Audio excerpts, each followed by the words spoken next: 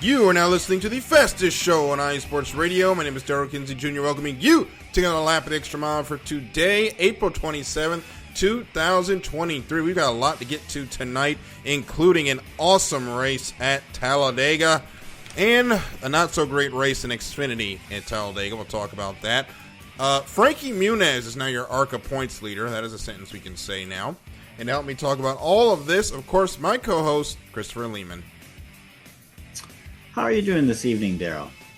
I'd be doing better if my nearest win pick worked out, which it looked like it was going to when we got to the start-finish line. And then we got to turn one, and everything died. Yep. And if that's how we're going to launch into this one, then we might as well go for it. And Bubba definitely accepted responsibility, which is good because ultimately it was his fault. I mean, you can't blame Blaney. You lift, you lose a ton of positions. And something that Denny Hamlin said on Actions Detrimental this week it was pretty interesting, and I'm sure that he's going to talk to Bubba about it, was that's a turn 4 block. That's not a turn 1 and 2 block. Right? Or it was on the backstretch, I think. And basically, like, Denny was just kind of saying, like, you're good. You don't throw that until the last couple 100 feet before the start-finish line, because you're going to have momentum in that bottom line. Denny said that if he doesn't go up to block Blaney, he probably wins. It's kind of what Denny was saying with just how the bottom was formed up. I think if he well, here's the thing. Blaney wasn't going to make it. Like, half that field was about to run out of gas. Yeah. He had run out. The 8 ran out at the start-finish line, coming to what ended up being the checkered flag. Blaney was basically told, look, you're not going to make it, so just go for it. If he just runs that normally, Bubba might be the only car that makes it back on fuel. Now, my question would have been, how many cars in that line behind him would have still had fuel? Because if he gets caught out and there's cars half a second back that still have fuel to catch him, well, he's done anyway, but that's by no fault of his own. But at the same time, being up front in a restrictor plate race is probably the worst place, or being in first, rather, is the worst place to be, in my opinion, because, especially in the Cup Series, you have to try to control both lines, and you're just a sitting duck for what anyone has to do behind you. And to be honest, for as great as Bubba has been at these courses, most of the time he's trying to come from what I think is a more advantageous spot, which is from a few spots back, to take the lead away. Unfortunately, he's ended up getting caught up in other people's wrecks doing that. This time he got caught up in a wreck of his own trying to block. He'll learn from it, but restrictor plate races at the end, at that point, it's all take. And there's not much you can do about it. But yet again, we have to have on Twitter the debate about the package and restrictor plate racing, because God forbid the best stock car drivers in America race at the end and end up making contact because they're on a racetrack and causing a wreck. Like, it's actually starting to get annoying now, and I don't want to turn our NASCAR segment into we're going to bash the fans every week, but at some point, if it's upsetting you this bad, then don't watch, because it's absolutely ridiculous that every time there is a finish that is not picture perfect coming back to the green, we have to whine and complain and call out NASCAR for the package and say the next gen car is awful for the clout, when it's just NASCAR drivers doing NASCAR you know what. Yep. Twitter's a cesspool. I say that all the time.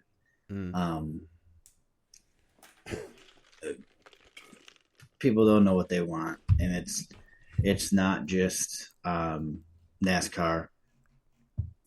Tonight's the NFL draft. and go find your favorite team and just watch their Twitter all night. They're going to get ragged on for picks they don't even make. Yeah. And they're going to be complaining about players getting picked that, let's be honest, we're not going to know anything about these players until, to be honest, year 3. Not even year 1. Like, we'll find, and especially quarterbacks. First year in the NFL for a quarterback is basically a welcome to the league rookie. I'll catch up with them on year 2. But yeah, you're going to see, like, Bryce Young is probably going to go number 1 overall tonight, right? Yep. And you're going to see probably like 16 teams, their Twitter account, there's just going to be their fans chirping at them. Why didn't you trade up? Do you guys even care about winning? Yeah. That's so fans complaining about NASCAR, it's nothing new. It's just Twitter as a whole. And it's just really social commentary as a whole. I really don't have much more to say other than that, other than the fact that most people's opinions, they don't really matter. Half the people that are chirping in on NASCAR posts probably don't even watch or don't necessarily understand everything. They just, to them, stage racing is bad. They should have 2,000 horsepower engines, and these cars should be getting 0.1 mile to the gallon, and roll coal, roll tide, just roll everything. That's how I feel about Twitter. Yeah. And even if we did get the 1,000 horsepower, there wouldn't be 80 lead changes a race, so then they would complain about that. But anyway, again, I didn't want to turn this into ragging on the fans, but NASCAR Twitter going to NASCAR Twitter. So let's get into, I think, the scariest moment of the weekend, and I'm not talking about Blaine Perkins going upside down, although that was pretty bad. This Kyle Larson, Ryan Preece collision on the first restart, oh my God. Poor Ryan Preece had nowhere to go when the caution came out. He was slowing down, but he was still doing a high rate of speed. And Larson, unfortunately, just comes up in front of him, and it's a classic T-bone. And I watched the replay that really got me before I even get into what it did to Larson's car. Preece hit him with such force that it knocked his hands off the wheel and it knocked his visor up. Thank God for the safety features of the last 20 years. Because Preece is probably heading to the hospital if that is the Gen 4 or the Gen 5. Well, and if he didn't have a Hans device, we're not talking about him surviving this accident. Oh, absolutely not. Absolutely not. And then the Hans device saves lives. Yeah. And on the other side of that, though, in the cruelest use of the phrase, you should see the other guy. The passenger side bars of Kyle Larson's car were pushed off the chassis into the cockpit. Thank God this was not a driver's side impact. I don't know what happened to cause that to fail, but that was terrifying. It actually kind of sounds like that's by design to a degree. Mm-hmm. Because the driver's side is actually much more reinforced. Okay. I think that could be what it kind of sounds like to me, is kind of a shock absorber type of thing. But it's also, we haven't really seen that type of impact with this car yet either. So I'm sure something is probably going to change with it. But they basically said that will never happen on the driver's side. Just because if you look at it, the driver's side is like one big reinforced steel plate. Yeah, they really tightened up the driver's side against impacts, thank goodness. Thankfully, we didn't have to test it this time, but they will take that. Both those cars went back to NASCAR R&D, so they're going to look at what failed and probably strengthen that passenger side too, which, to give NASCAR credit, when they have an issue, especially with the back end of these cars, they work on it and they fix it. We haven't really had the concussion issues this year when it comes to NASCAR. In fact, all the injuries have been happening outside of NASCAR, which we'll talk about in a little bit. But thankfully, we haven't seen the concussions. But I'm just so glad Ryan Preece and Kyle Larson are okay. And we can jump to Xfinity since we're talking about the wrecks here. Did you see the Blaine Perkins blowover? I did not know. So Blaine got turned. They were going 3 wide in Xfinity, which 3 wide in Xfinity always ends up in troubles. Blaine Perkins got turned, and that car just flew and barrel rolled about 6-7 times down the Alabama Gang super stretch. Blaine did go to the hospital for observation. He got out on Wednesday and is resting at home. I don't think he's going to race this weekend. But we haven't had a real good Talladega rollover in quite some time. And it was a classic Talladega flip. And then later on, we had the classic Talladega big one with Xfinity where Daniel Hemrick ended up getting turned upside down. They took down the camera off the wall. And and the reason I bring this up, for all the talk about Xfinity, oh, they race harder or whatever about the car, they go 3 wide a lot at these super speedways, and it ends in tears so often. And between whatever Atlanta was supposed to be in Xfinity and here in Talladega, and then the big accident at Daytona, I think it's time to have a conversation about what needs to change for the Xfinity series at the plate tracks, because what they're calling now the drafting tracks, because every time we come to these tracks, we junk half the field, and that is not good on their wallets. Yeah, and money talks too. So, yeah, money is going to talk more than anything short of a very serious injury, which at this point, who knows when that is. To me, it kind of feels like more of a when than an if, which is unfortunate. But you might see these team owners, NASCAR talks to them and takes teams into account, and something's going to have to change. It's just really a matter of when and how soon it can be done before something tragic potentially happens. Well, my thing is they're way too it's the opposite question or the opposite situation with the Cup guys. The reason the Cup guys weren't going 3 wide, like what was going on with NAS or what was going on with Xfinity, is because the Cup guys know, okay, we go that wide, 30 laps in, that's a great way to try and wreck half the field. And we saw what happened at the last lap. We didn't really have the big one, but we did have a couple of 3 or 4 car incidents with Joey Logano and Ricky Stenhouse Jr. there at 5 to go, causing the wreck that sent us into overtime. Of course, it would be those two on a plate track getting into each other, but there's no patience here for Xfinity, and because there's a lot of underfunded teams in Xfinity that are looking at these races as a great way to get into the playoffs and get that extra sponsor money for being in the Xfinity Series playoffs. Well, the money doesn't matter if all your cars are junked and you're out $250,000, and it's not like the purse covers that much. So they've got to talk to their drivers about patience, because they don't have it at these tracks. Perfect example, the junior motorsports cars. 3 out of the 4 got taken out in a late race wreck again at a drafting track. And Chris, what makes it funny for me is that all 4 of those guys drive for the greatest drafting track racer of the modern era, or the post-2001 era. And none of them can get it done on these tracks without destroying half the cars. Yeah, and actually that kind of goes back to something. Did you listen to Actions Detrimental this week?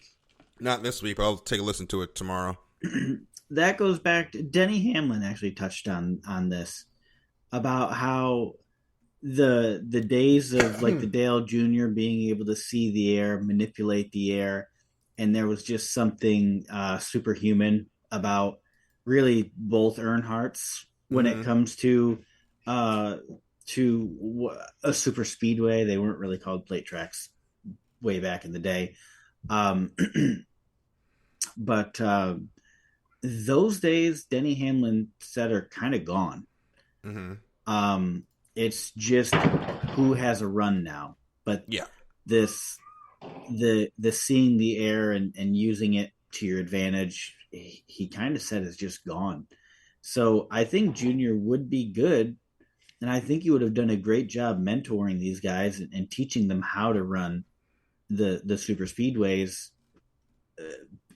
If the arrow, if the air actually mattered, Mm-hmm. but the last handful of years, it's just become a demolition derby. Make sure you don't get caught up in the big one, and you're probably most likely going to finish all right if you're in one of the top teams. And that's sad.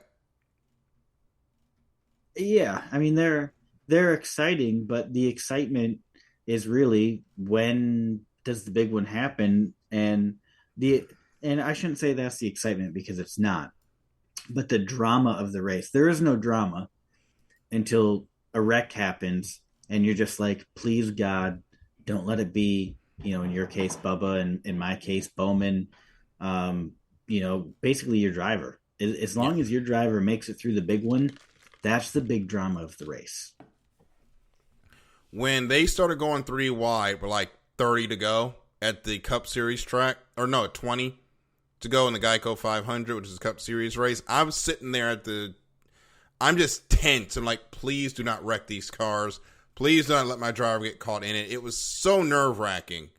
And I'm not sure if it's a good thing or a bad thing because, yeah, it makes high drama, but one question is you don't want to see the wrecks, but the thing is, how do we race at these tracks safely? Because if we unpack them and let them run full out, somebody's going in the fence. And that, trust me, NASCAR's insurance will not survive a car getting through that fence and killing somebody. There is no, if people talk about the release on the back of the ticket, there is no release in the world that's going to save NASCAR if a car ends up going through that fence and killing somebody. So they got to pair them back. It's just something we're going to have to deal with every time we come here. It sucks, but there's really no other way to do it. And people want to say, well, why don't we go back to the tandems? The pushing there is the problem because it renders half the cars not eligible basically for the win if they're not set up correctly. So the pack is a necessary evil. These guys just have to learn to be a lot smarter in it. And this is not a problem of one and you're done because I feel really for NASCAR in the Cup Series since the COT era for them and for the trucks since all the veterans retired, it's a lot of more boneheaded moves than we're used to.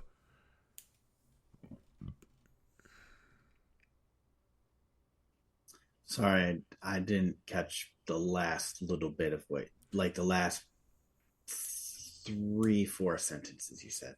I just said since the COT era and the lack of the veterans in the truck series, and then, of course, with the new car and Xfinity, over the last 10 years, even before the playoffs became what they are, you've seen a lot more, I'll say, not boneheaded, but aggressive moves than we're used to. Yeah. And that could honestly go back to what Denny said about the just the arrow not being a factor. Mm-hmm. You're basically stuck in line. You can't really do anything. You just have to move line to line to line to line, and weave back and forth, and that's how you get to the front. It's not like the old days where you could pull out and just get around someone. And I think if you look across all the series, that probably has a good deal to do with it. Is just the fact that you can't pass, and so it leads to basically taking someone's bumper off to get into a line, because that's the only way to get to the front. It's just zigzag through, um, and that's always going to lead to trouble because you're gonna have guys closing the door that's got a car in it. Yeah. And that's the one thing. They got to stop closing the doors like that. I don't know how you get them to stop it, but like if they do not, every time they shut the door like that, somebody goes yeet. So it's going to be up to the drivers to fix it, to be honest. But they won't have to deal with that for a little more because we won't be back racing that way until July when we go to Atlanta. But we've got Dover this week, the Monster Mile. I think we're going to get some racing in. The weather up here is looking absolutely dreadful for the racing this weekend. I don't know how we're going to get any races in. They might have to race the Cup race on Saturday because Sunday is not looking good. It is rain, rain, rain, and more rain. It's I'm not going to say anything productive. I think the NASCAR Cup Series schedule is too long. And the fact that rain consistently plays a part in these early season races,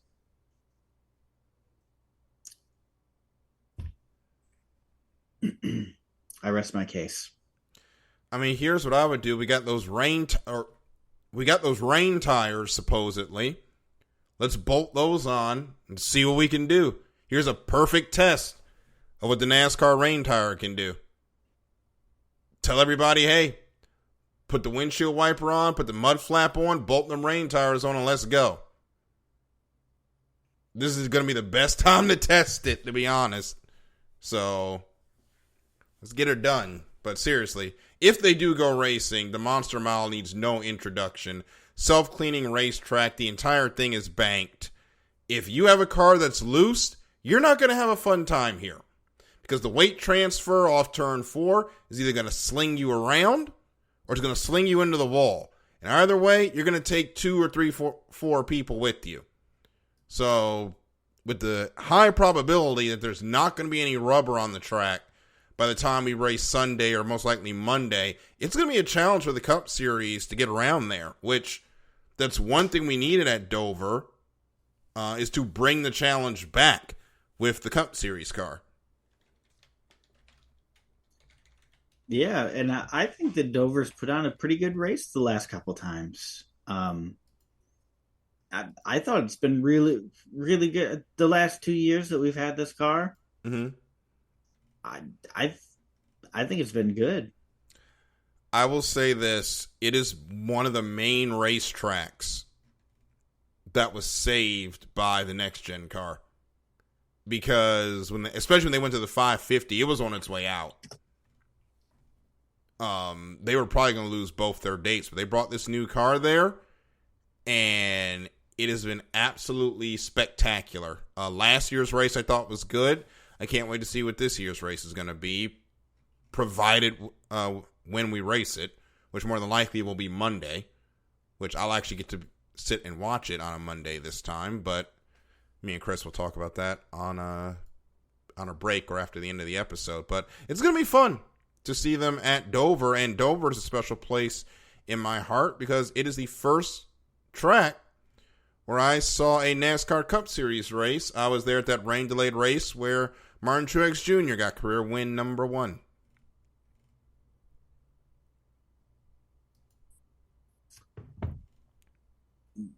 Sorry, I was checking on the draft. No, you're good. Bryce Young went over number 1.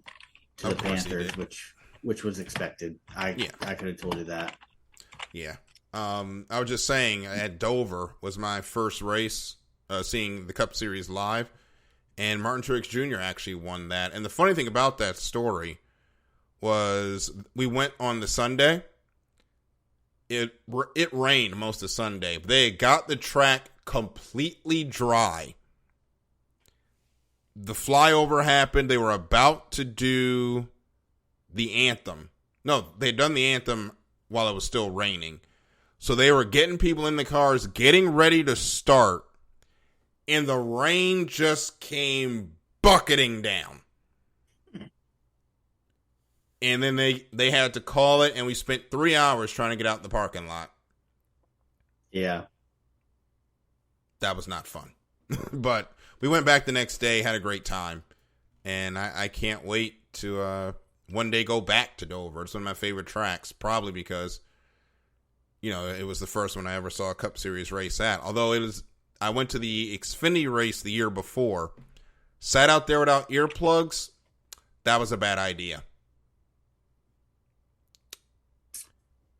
Yeah, I can see that. I always went to Watkins Glen, so we didn't have to worry about the earplugs. Yeah, see, it's more open there because it's a road course, but and there's a lot of trees around and stuff, so you barely even hear it. Yeah, but my ears didn't stop ringing till Tuesday. Continue. The first race that I can actively remember going to. I know I've been going to Watkins. I know the first time I went was, I think, 2001 when I went to Watkins Glen. Jeff Gordon won it. Mm-hmm. But the first one that I can actually give you vivid memories from and know I was there. I mean, I know I went the couple years prior just because I know. But the first one was the 2003 Sirius at the Glen when Robbie Gordon picked up the win there. And I believe it was a last lap pass too, if I remember correctly. But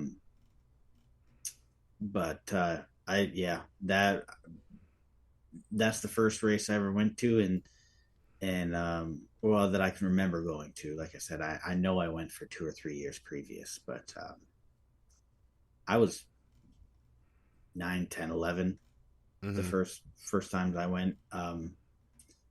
And so the first couple times it really wasn't about the racing. And then, like I said, the Robbie Gordon year was the first year where I actually cared about the race and not necessarily just hanging around with my cousins, seeing what kind of shenanigans we can get into. But yeah, no, that was a fun little trip down memory lane. We actually got in trouble for skateboarding on the track. Really? There's a cutout in the fence where you can get in, just kind of where it overlaps where track personnel can get in. Mm-hmm. And it's closed off now, but you could, from where fans actively sat on turn 11, during the race, you could actually, back at this time, you could just walk out onto the track if you wanted to. Well, I wonder why it's closed now. I guess y'all were the reason they closed it. Yeah.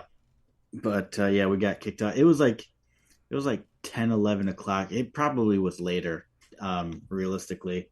But they have golf carts that just drive the track all night. Mm-hmm. Because they're looking for people. Okay. Yeah. Yep. We got picked up by security. Oof. We were over by the S's, and we camped on turn 11.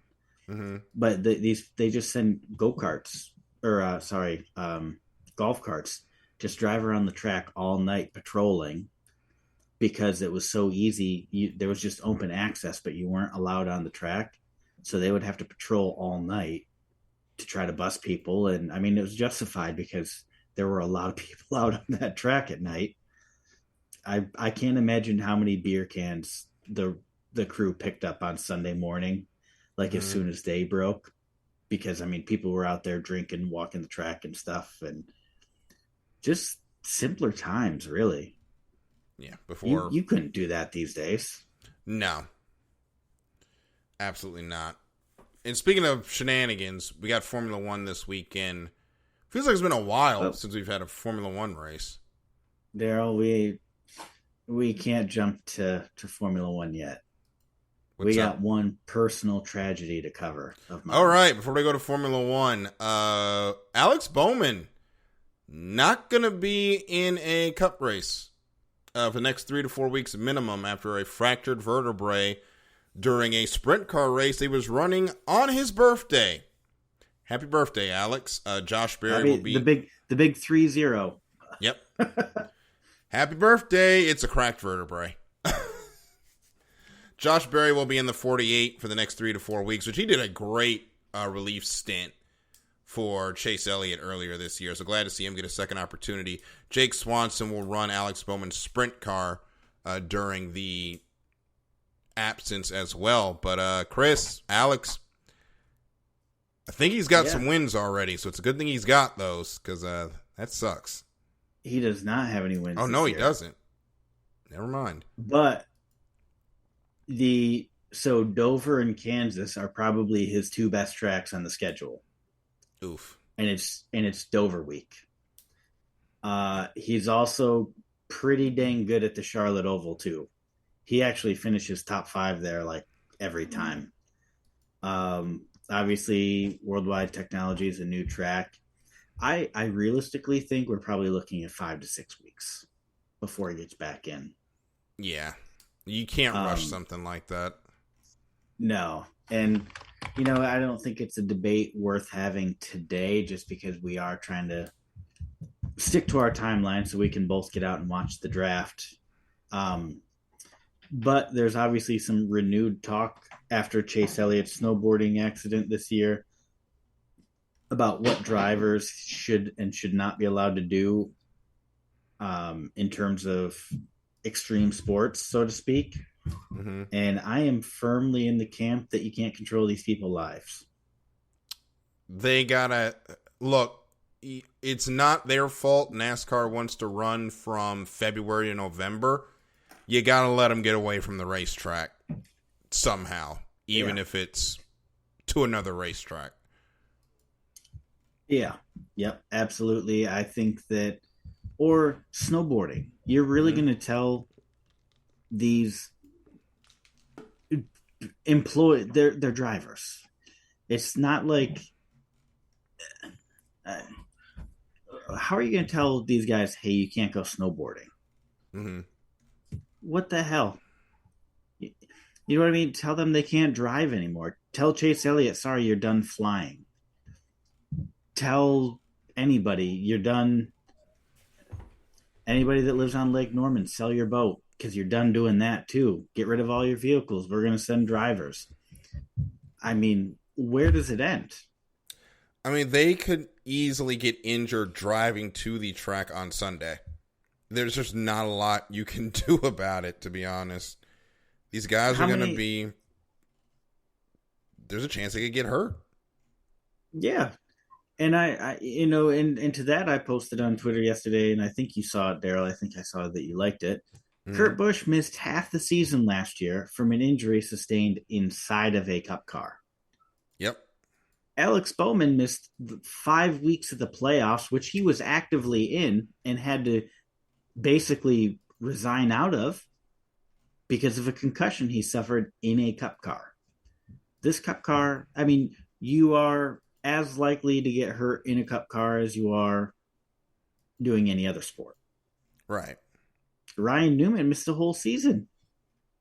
Yeah, because we almost lost Ryan Newman at the Daytona 500. Yeah, so to these people saying, they should only be allowed to drive cup, you need to, I mean, one, where do you draw the limit on what is considered dangerous and realistic to tell a driver they can't do? And two, the day that NASCAR, people stop getting hurt in cup cars is the day that you can go on and say, okay, you can stop doing those other things too. Right. Okay, I'm ready to move on. You're not going to get any debate from me because I completely agree with you. You got to let the drivers have their lives outside the racetrack, even if it's at another racetrack. They're insured. You'll be good. And this will roll over. By the way, yeah. Daryl, we'll get into Formula One, but NASCAR is asking for 36 point paying races, but 39 total weekends, I think it is, of racing action. Yep. There's 52 weeks in a year, and they want these guys driving 39 of them. Mm-hmm. And that's how are you? It's not possible. It's ridiculous. They're gonna lose it, and we've talked about it with Formula One. And we're gonna. Well, it's a perfect segue. Yeah, because you got Max Verstappen, who is actively saying, "I will leave if you keep adding." I mean, he is doubling down and saying, "I'm." He's very pessimistic. I don't see him staying past 2028. Well, Hamilton also said he's done if they keep adding races. And they don't like the new sprint format. Oh, it's awful, and we'll get to that in a minute. And then you've got the media. You've got freaking Ralph Schumacher, who's done absolutely nothing with his life other than have a good last name. Yeah. Like in one quote, he flip-flopped on his stance twice. Mm-hmm. I don't know if you saw that quote, Daryl. I don't pay attention to what Ralph Schumacher has to say. Well, you're lucky because I did. I didn't want to. But basically he said, like, Max has got to grow up and understand that, like, racing is racing. And then he says, I get that it's a lot and it's a lot to ask of all of these teams and blah, blah, blah. So there's a flip-flop, right? He goes from suck it up to, oh, I understand. And then he says, but you get paid a lot of money to do it. So shut up and drive. So, I mean, he flip-flops. All in the same quote. In 2 sentences, he flip-flopped 3. He expressed 3 different viewpoints. And, here is my retort to Ralph Schumacher. You ran 10 years in Formula One and won 6 times. Don't nobody need to hear about anything you have to say. Yeah. And that last win was 4 years before he retired. Don't nobody care about what you have to say. Yeah. Like, the only reason anybody pretends to care is because of your last name. Yeah. And because you're the only Schumacher, unfortunately, that can speak right now. Keep fighting, Michael. But Formula One's in a bad spot where their top 2, their greatest of all time and the heir apparent to his throne are both talking about, we're done if this schedule keeps getting longer. And Max retiring at 2028, he is not that old. It feels like he's old, but he is not that old. I think he'd be 30. Yeah. He's only 25 right now. He's 25, yeah. He would be retiring at 30. Whereas he should have at least 5 to 7 peak production years left. Yeah. Minimum. And he won't be there because the schedule is just ridiculous. And I get it, because you want to go. He's been racing his entire life. He's made enough money. He wants to go do other stuff. Yeah. And the Formula One schedule, and we're going to get into the Baku thing in a minute. These are the next 5. They race here at Azerbaijan. They then have to go get on planes and fly to race the next week. The next week in Miami. Then they get a week off. And then it's 3 straight in Italy, in Monaco, which might not even happen, and Spain. Those are your next 5 in 5 different countries, one of which is going to require massive amounts of flight time. In 6 weeks. That's 5 races, 6 weeks. Yeah. And they want to add more races to this schedule. Not more sprints, more actual races. I think the 24 that we have, right? Whenever we get China back. We're having 23 this year, but I think 24 is a fair number. Right? You're getting a little bit, but why don't you, instead of saying let's add more races on, why not just take a couple races and don't do them every year? Do them every other year in flip-flop tracks. Yep. I would put 24 and then have a couple of regional flip-flops, like you said. Like they used to do with Germany when Hockenheim and the Nürburgring split it. Yeah. But with the talk of a 4th, you do not need a 4th United States race. At that point, you are oversaturating. They're talking about trying to actually finally go to Vietnam or go to Kailami. You don't have time for all that. Like, you cannot fit all that onto this schedule.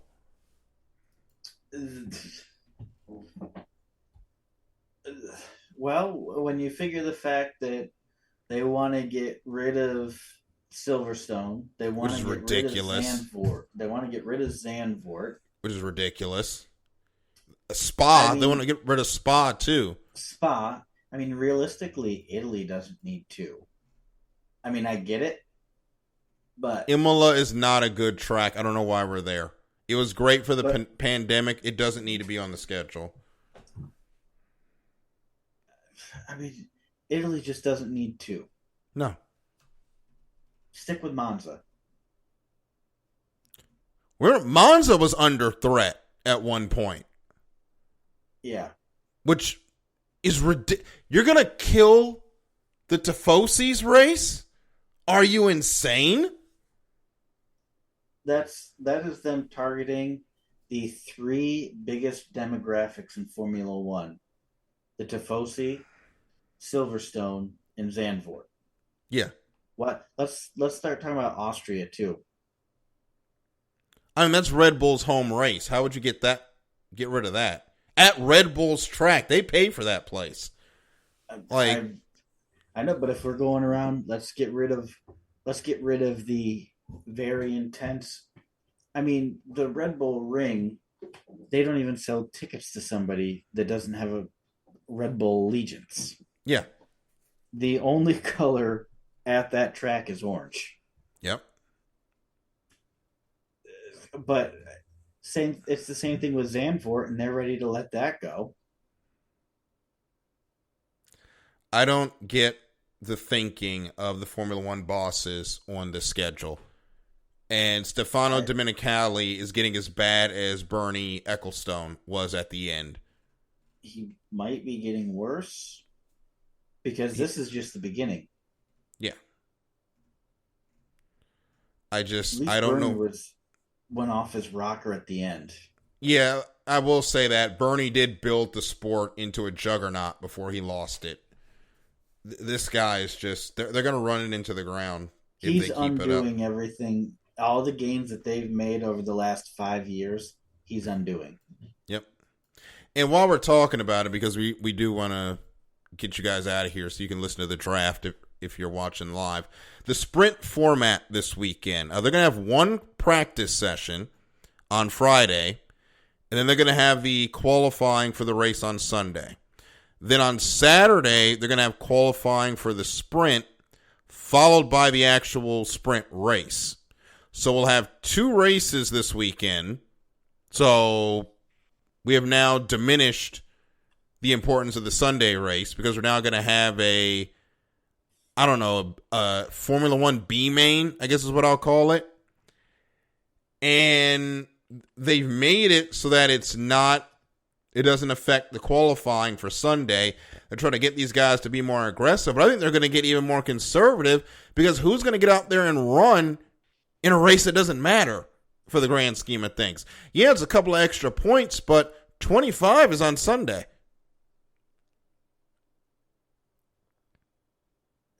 Yeah, I don't get it. Like I understand the idea of making every day matter, giving every day some sort of relevance. Yeah, but here's the thing: every day doesn't have to. Every day doesn't have to matter. Some days are just about the build up to the main event, and that is okay. I think that's one of the other things we've lost in the last few years. Every day at the racetrack does not need to be something needs to be on the line. Sometimes it just needs to be the thing that's on the line is a good build up for Sunday. That's all you need. And we're losing that. Even for TV. Sometimes the best build up or the best drama is the build up to the main event. And that's all you need. Yeah. I'm with you. Yeah.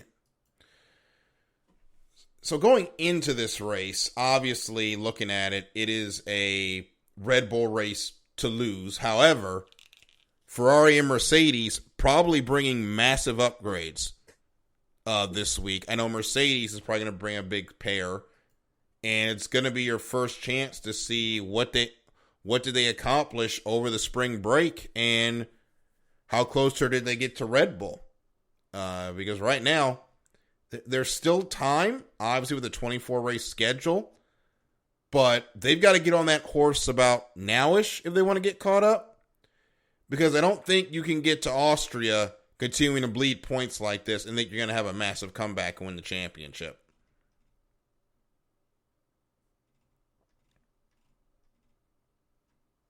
Sorry. Yeah, I was just trying to pull up, actually. I was on Twitter. Mm-hmm. I just wanted to get a little...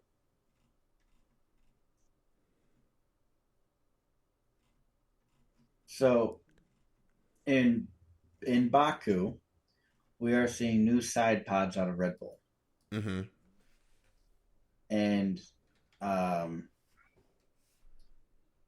basically low downforce side pods.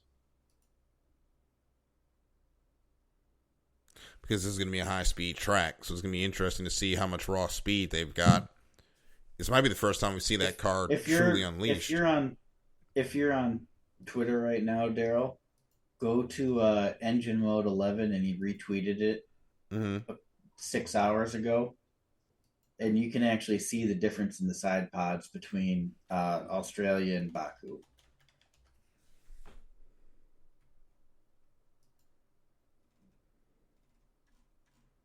Oh, yeah, that's a pretty big difference. Yeah. So it'll be interesting to see what that changes over the weekend. Yeah, I mean, it's way different. So we'll see. And I had seen that Baku, they were planning something. And it's always been in the rumor mill for, like, in all the Red Bull, like, Twitter accounts and stuff. Everybody's been chirping about something coming at Baku. Mm-hmm. And then I think there's another one coming for Miami. Like, we're getting 1.0 for Baku, 2.0 for Miami. And I think those are going to be the two big upgrades to, like, kind of open the season up. We'll see how they roll. It'll be fun to see, but one group, maybe one group that's got to do something is McLaren.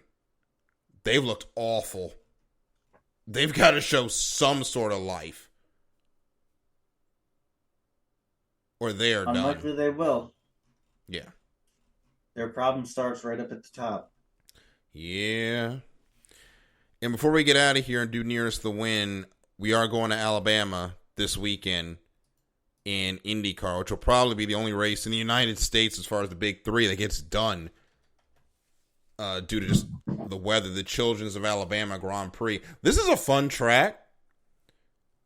You wouldn't think a road course in Alabama would be capable of being a staying or a major staying point in IndyCar of all places, but this has really become the real send-off to Indianapolis in the last few years, and it's really become a party in the South, and it's a beautiful circuit. I've been there before on vacation, but Marcus Ericsson going to lead the group in there with a Chip Ganassi 1 and 3, but Pato O'Ward still looking for that first win of the season, not for lack of trying. He's going to be dangerous this weekend trying to get that first win because he has been close at St. Pete. Unfortunately, he accidentally hit the pit limiter, and then the caution came out on him at Texas. So if Pato can run to the end, he's going to be a factor for who takes the win on Sunday.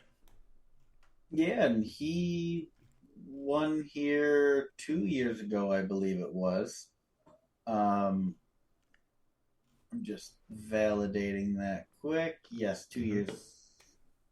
2 years ago, 2020 or no, 2022. Pelot won it in 21. Yeah, he's been right there, hasn't he? Yep.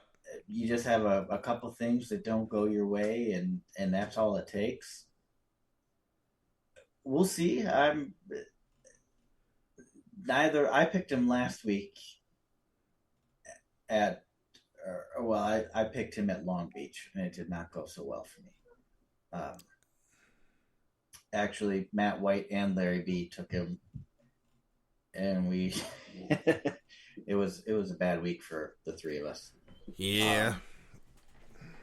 But yeah, we'll see. You can only have bad luck for so long before it comes back around to you.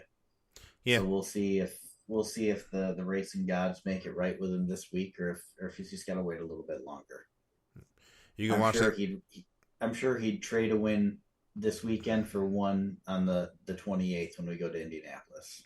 Yeah, he will trade a win early in the season if Pelot can win the Indy 500 and immortalize himself in the history of IndyCar. But that's going to wrap it for this week. We're going to end a little bit early as we want to get to the NFL draft that is in progress. You can watch the Children's of Alabama Indy Grand Prix April 30th at 3 p.m. on NBC. We got to do nearest the win before we get out of here. And if I can get some good... I'm starting to get Chris's luck on the points now that he had at the beginning of the season. Chris, you are the points leader at 195. Matt White second, 202. Taryn jumped me. He's now third with 230. I'm at 258. Michael, 297. Larry at 303 points. We've got a triple header this weekend. I am taking an IndyCar to get rid of another pick that I've got to make. I'm actually taking Nico Hulkenberg and the Haas to have a good weekend. As far as Dover... You said you were starting off with IndyCar, just so you know. So that was Formula One. I don't know why I said IndyCar, but I was starting with Formula One. Actually, Nico Hulkenberg is... You're picking Nico Hulkenberg to win at Barber. I love it. Good pick, Daryl. Don't do that. I'm taking... At Azerbaijan, I'm taking Nico. At Dover... Who am I going to take here? Well, we'll come back to Dover. As far as IndyCar is concerned, I'm taking Alex Pelot. So I'm not going to stick up with the Pato pick. But for Dover, you know what? I'm going to take that Jones boy, Eric Jones, to get the win at Dover. Ooh. I got to do something. That's a bold strategy. I got to do something. If I was who, I would have went Willie B. This is a Hendrick track. Yeah. And Hendrick's unstoppable this year. Yeah. Well, it's time to change. It depends. I have to change. I have till the engine starts, so we'll figure it out. Chris, who you got? All right. Well, I'm going to go in the opposite order you did. I'm going to start out with IndyCar and work my way up. Mm-hmm. IndyCar at Barber, I'm going to take Joseph Newgarden. Last time I picked him was Texas, and we got the dub. So I'm rolling with Joe. At Dover, I'm going to take Kyle Larson.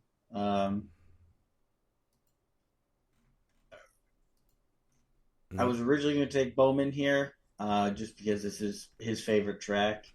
But yeah, we all know what happened there if you're listening earlier. And then for Baku,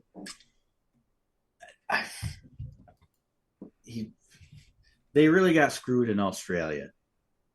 Yes. Alpine did. And that's a whole nother controversy in itself. But in the words of Daniel Ricciardo, I'm going to take Pierre Gasly. Trying to be quiet because I know my wife's trying to put the kid to bed. Yes. But yeah, I'm going to take Pierre. Probably finish mid-pack. I'm not feeling great about this pick, if I'm being completely honest, but we've all got to eat and pardon my French, but we've all got to eat a shit sandwich with these new rules, and I have a feeling I'm about to take a big bite. Yeah, I still got to figure out when I'm going to suffer the McLaren picks. Yeah, I'm not. I'm going to wait till towards the end of the year with them and just hope that they figure out something, like anything. Or I'm going to save it for a rainy day. Yeah. Maybe Spa. It likes to rain at Spa. Rain might be the only thing that helps them, to be honest. I'm saving them for a rainy weekend. That's just absolutely what I'm doing. That's the only chance that anybody has of scoring any points with them. And I have a feeling that on the first weekend where it shows rain, you're going to see every one of us go with McLaren. Yeah. Just get them out the way. I'll sooner pick Williams over McLaren. And that's saying something. Yeah. And then just quick, I don't want to keep us any longer, but Daryl, you are the only person who has not used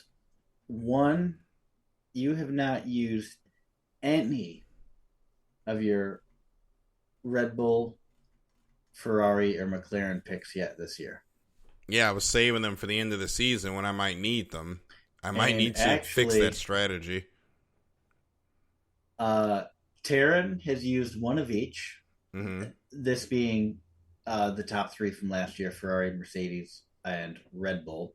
So yes. Taryn and I are the only people that have used one of each. Mm-hmm. Michael has used Ferrari. Matt and Larry have used Ferrari and Red Bull. And then you've got Daryl, who has just decided, I'm going to run the gamut on you guys, and I'm going to be leading for the first 5-6 weeks of nearest the win, and I'm not even going to touch those guys. I'm saving them to the end of the year when you guys are all on the struggle bus, picking Alex Albon and Lando Norris, and I'm going to be picking Max and just flipping you guys the bird as I soar past you in the standings. Yeah, that might not happen if I don't get my NASCAR picks together. Because I was gonna say, I would rather my Formula One pick finish last every week than my NASCAR pick finish last.